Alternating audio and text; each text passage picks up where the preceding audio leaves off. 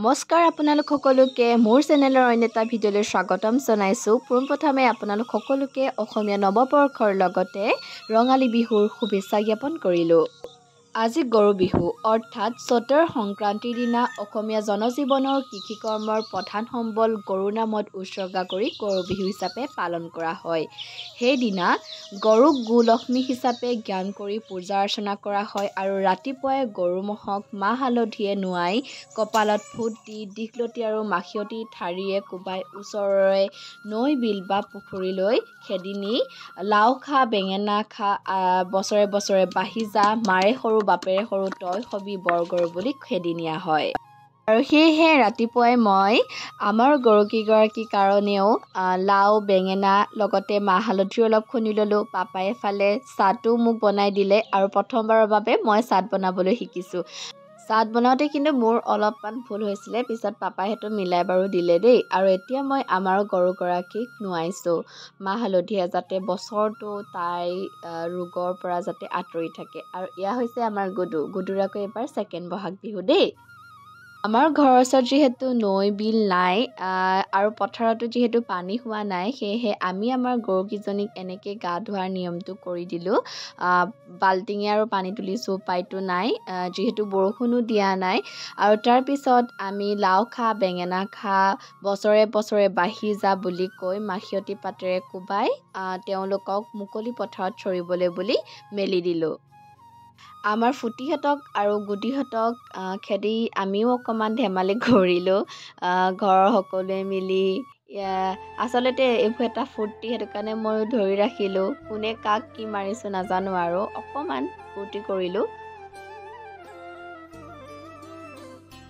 এয়া মামাই আকৌ নিউজ পেপাৰ পঢ়ি আছিলে আৰু বায়ে দেখিছেনে টাৰ্গেট কৰি মামাক পুৰা ওচৰৰ পৰা লাও খা বেঙেনা খা কৈছে। এইবোৰ আচলতে ফূৰ্তি আৰু সেয়েহে ময়ো ধৰি ৰাখিলোঁ। পিছত আমি চাম।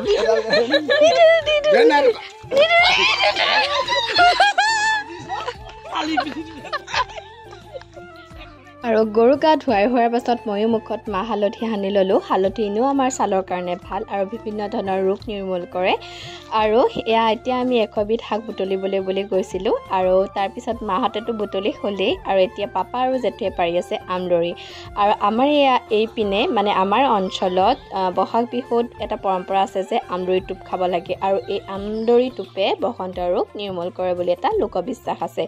আৰু ইমানখিনি আমলৰি পালে আৰু তাৰপিছত মই নিজৰ কামসমূহ কৰি আজৰি হৈ নিজৰ ৰুমটো অলপ চাফা কৰিলোঁ। চাফ চিকুণ কৰি হোৱাৰ পিছত পৰিয়ালৰ গোটেই 5টি সদস্যই মিলি জলপান খাইছিলোঁ।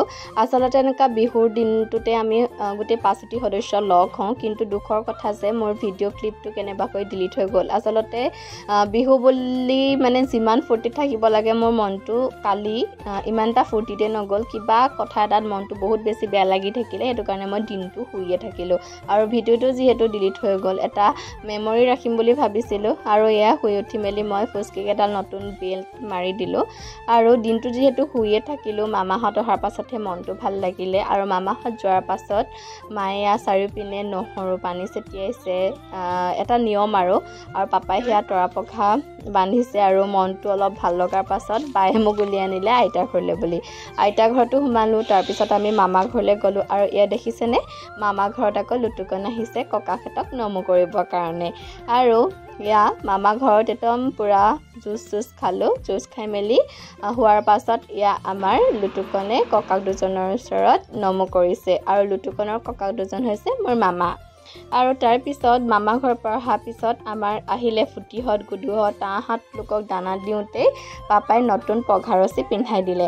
আৰু মায়ে মহ দাহে নাখাবৰ কাৰণে ভাঙত তুঁহ দি জাক দিছে যাতে ইহঁতক মহ দাহে আক্ৰমণ কৰিব নোৱাৰে।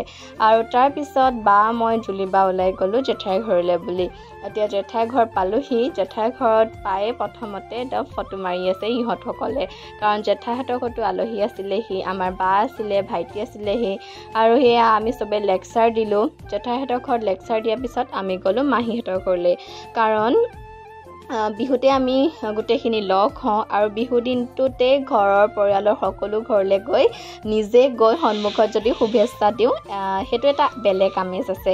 এতিয়া আমি মাহী ঘৰ পালোহি আৰু এয়া মাহী আমাক আদৰি নিছে আৰু এয়া আমি চাহ খালোঁ ধুনীয়াকৈ। চাহ খাই অহাৰ পাছত মায়ে যিহেতু ভাত ৰেডি কৰি ৰাখিছিলেই তাৰপিছত আৰু সকলোৱে মিলি এয়া ভাত খালোঁ। দিনটো তেনেকেই পাৰ হৈ গ'ল আৰু আজি আমাৰ থালিত আছিলে মুৰ্গী মাংস, পনীৰ আৰু ঘৰৰ পুখুৰী মাছ। আজিলৈ বাই, আকৌ লগ পাম এটা নতুন ভিডিঅ'ৰ সৈতে।